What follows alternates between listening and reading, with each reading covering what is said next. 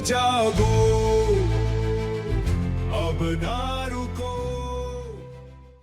कि बिल्कुल चलते जाइए, बिल्कुल अपनी सभ्यता मान मर्यादा को साथ में रख के लड़िए ना जमाने से, कौन फिर आपको रोक देगा। हमारा आत्मा बहुत पवित्र है, हमारा आत्मा, बस अपने दिल की सुनिए। दिल अगर कह रहा है कि हम सही हैं तो हम सही हैं, बाकी दुनिया जाए।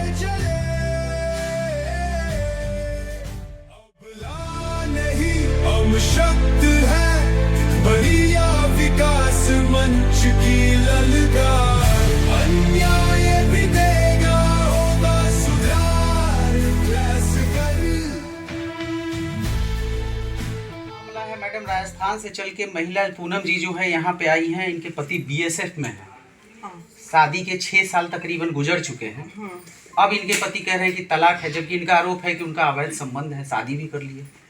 देखिए, शादी भी कर लिए या नहीं किए उस बात को सत्यापित नहीं करते, लेकिन संबंध है, एक्स्ट्रा मैरिटल अफेयर है, इस बात को हम सत्यापित कर सकते हैं। क्योंकि उस लड़की से ये दोबारा आई है बिहार राजस्थान से चल के, इस उम्मीद पे कि हम इनको न्याय दिला देंगे। तो लोगों की उम्मीदों पे खड़े उतरना हमारी पूरी कोशिश रहती है कि हम उतरे। जनवरी में 29 जनवरी को ये हमारे पास आई थी। उस वक्त जो कमांडेंट थे कोलकाता में, वो कमांडेंट थे मिस्टर राजीव उदित। उनसे मेरी लगातार बातें हुई हैं और उन्होंने कहा है नहीं, इनके साथ गलत हो रहा है, मैडम आप उनको लेके आइए, मुझे 15 दिन का समय दीजिए और 15 दिन बाद आप 15 तारीख के बाद आप कभी भी आ जाइए फैब में।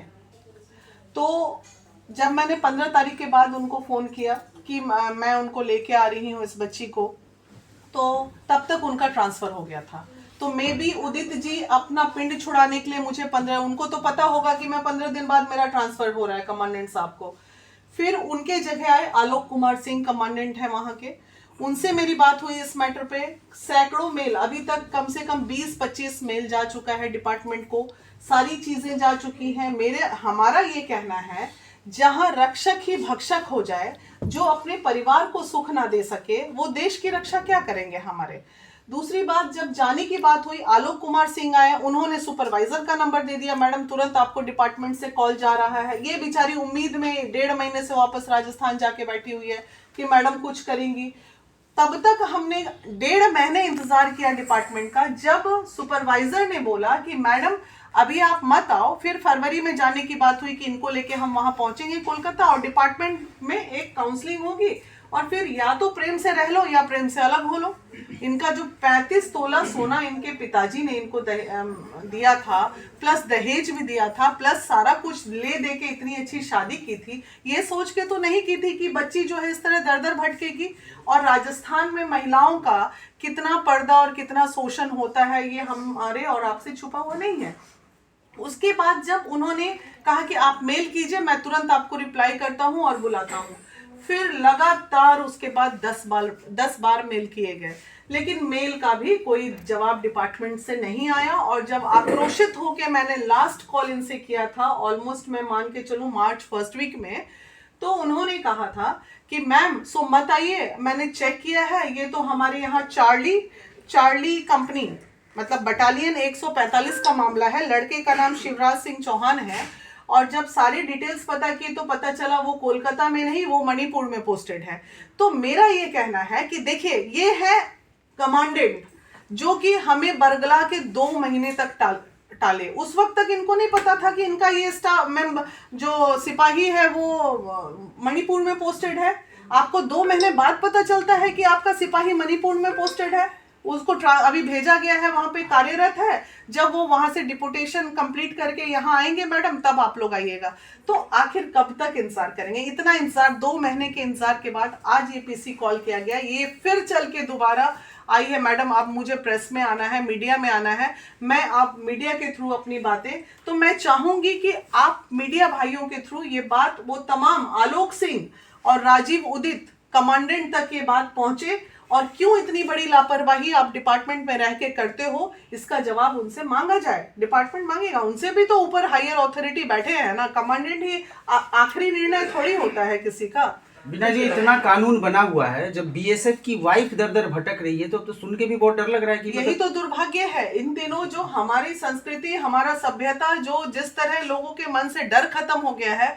और भाई एक बात क्लियर है, मीडिया से तो डर भी लगता है लोगों को, लेकिन अब थाना, पुलिस, कोर्ट कचहरी से डर भाग गए लोगों के मन में। कोई किसी से नहीं डरता, सब जान गया कि भाई यहाँ पैसा फेंकेंगे मामला मैनेज हो जाएगा। आखिर इतने साल, जाने कितने साल से ये तो सारा पैसे का ही खेल चल रहा है ना। थाना बिक गया, डिपार्टमेंट को कन्विंस करके रख लिया, सारा चीज कोर्ट में आता ही नहीं है, तो आखिर इसका क्या होगा आप बताइए। पूनम जी क्या कहिएगा, बीना जी आपके साथ में हैं, क्या कहिएगा हमारे माध्यम से, ये बताइए। मैं यही चाहती हूँ कि मेरे को न्याय मिले।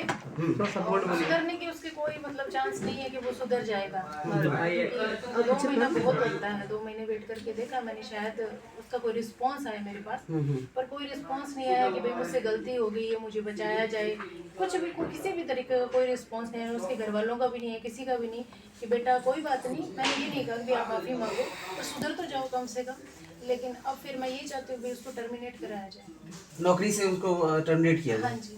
किया, इसकी वजह क्या होगी, टर्मिनेशन से क्या हो जाएगा? सेकंड मैरिज के लिए उसने दहेज की मांग करता है। सेकंड मैरिज की दहेज की मांग की। बीना जी आपके साथ में हैं, आप जैसे बता रही थी कि घर में भी आपके साथ उनके जो बड़े भाई हैं, ससुर हैं, सब जाति करते थे। हाँ जी, गलत हरकत करते थे, गलत नजर से, उसकी रिकॉर्डिंग है मेरे पास। उनके दोस्त की भी, जो मतलब बीएसएफ के उनके जो दोस्त थे, कॉलीग्स थे, वो लोग भी जब उनके पास आप 2.5 महीने रहने गई थी, तब भी वो लोग गलत नजरिए से उनके एब्सेंस में आते। मैं किचन में काम कर रही थी, तो वो सोनू नाम का लड़का था, वो आया था, तो मेरे बीच किचन में भेज दिया। भाई मेरा हस्बैंड है, वो मेरी सेटिंग किसी गैर मर्द से करवाना चाहता है ताकि वो मुझे अपनी जाड़ के नीचे दाब सके। ये बात उसने अपने एक दोस्त को बताई थी, जो कि फिलहाल अभी ऑस्ट्रेलिया में है। अच्छा। तो उनसे मेरी बात हुई थी, उन्होंने बताया था कि बाकी वो सुधर नहीं सकता।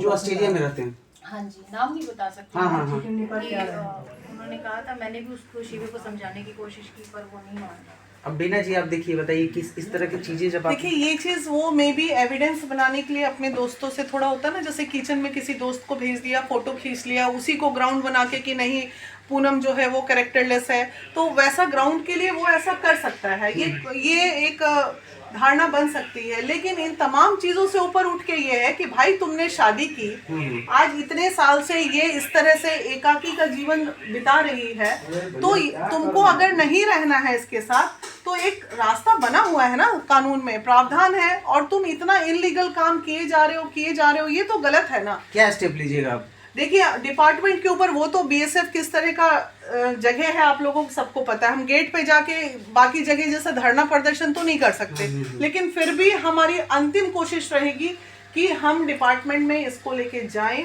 रिक्वेस्ट करें, कमांडेंट से जाके मिलें और बुला के बैठा के, जैसे हमने 2-4 केसेस में चंडीगढ़ गए थे। करेंगे वो भी महिला जो उनकी पत्नी है, 6 साल शादी के हो गए, भाई आर्मी वाले हैं, डॉक्टर भी हैं, इंजीनियर भी है, सब है, लेकिन है तो पुरुष ही ना, पुरुष ही है ना वो। ऐसा तो नहीं है कि अब विकृत मानसिकता को तो आप कुछ नहीं कर सकते। अब वो चाहे बड़े से बड़े आर्मी मैन हो, कमांडेंट हो, डीएम हो या कोई भी हो, जिसकी मानसिकता ही घटिया होगी, वो कहीं पे भी रहे, उससे क्या फर्क पड़ता है। ऐसा व्यक्ति तो कभी सरहद पे कहीं ड्यूटी करते हुए कहीं मासूम सी बच्ची जा रही हो, उसका रेप भी कर सकता है। कई केसेस में हमने देखा भी है, ऐसा नहीं है। तो ऐसे ही लोग तो होते हैं विकृत मानसिकता के, तो ये दर्शाता है आखिर इसमें क्या कमी। आप लोग सब देख रहे हैं, देखिए हम लोग इतने दिन से काउंसलिंग कर रहे हैं, अगर महिला फ्रॉड होती है तो हमें पता चल जाता है कि झूठ बोल रही है, लेकिन इसमें पूनम में हमें कहीं से कुछ भी ऐसा नहीं लगा कि इसमें फ्रॉडिज्म है। पिछली बार भी अपने फादर के साथ आई थी, अभी भी बेचारे बूढ़े बाप के साथ आ रही है, वो बेचारे इस तरह से मायूस होकर बैठे रहते हैं। सोचिए, शादी करने के बाद एक लड़की का परिवार कितना परेशान होता है, किस लालच में शादी किए कि लड़का सरकारी नौकरी में है। तो ये भी दुर्भाग्य है पेरेंट का, ये सरकारी नौकरी के लालच में शादी कर लेते हैं, आगे पीछे देखते नहीं है लड़का क्या है नहीं है। थोड़ा इंक्वायरी भी करवाना जरूरी है। सजा इनको दिलवाएंगी आप? सजा दिलवाने वाले हम तो कोई नहीं होते, हाँ, लेकिन इसको न्याय जरूर दिलवाएंगे। काउंसलिंग के थ्रू बोलेंगे तुमको रहना है रहो, और नहीं तो प्रेम पूर्वक डिवोर्स लो, अलग हो जाओ, क्योंकि इतनी गंदगी के बाद ये तो आज भी रहना चाह रही है उसके साथ, और उसको रहना पड़ेगा। अगर बहुत बड़ा कोई अपराध उसने नहीं किया है तो उसको रहना चाहिए। अगर हो सकता है उसने शादी नहीं की हो, ऐसे ही गर्लफ्रेंड है, अकेला, ये सब तामझाम होगा, तो उसको रहना चाहिए और अपनी गलती की माफ़ी मांगनी चाहिए। और मैं बोलना चाहूँगी चार्ली में जो पोस्टेड है ये शिवराज सिंह चौहान, अगर आप तक मेरा वीडियो पहुंच रहा है तो आप बिल्कुल मत घबराइए, हम बिल्कुल काउंसलिंग करके आपके सारी, हो सकता है आपकी भी कोई परेशानी है उसे भी सुनेंगे, और जो भी आप चाहते हैं उसे प्रेम पूर्वक बैठ के ख़त्म कर लीजिए या साथ में रह लीजिए, लेकिन इस तरह परेशान मत कीजिए आप किसी को। ठीक है।